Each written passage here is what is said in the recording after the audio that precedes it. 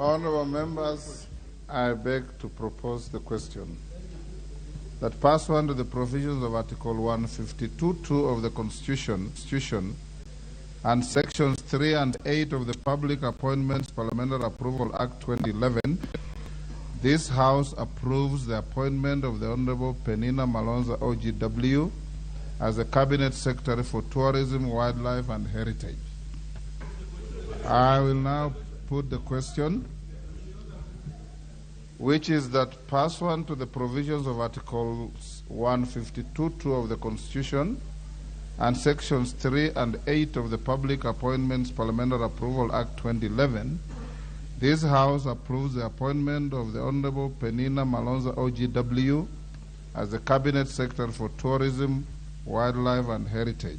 As members of that opinion say aye. Aye. Will those of the contrary opinion say nay? The ayes have it. Next order. Will now, honorable members, go back to the motion of the member for Lurambi, the Honorable Titus Hamala. You had moved your motion. Now we want your seconder. Who is your seconder? In fact, Mudenyo. Okay. Rachel.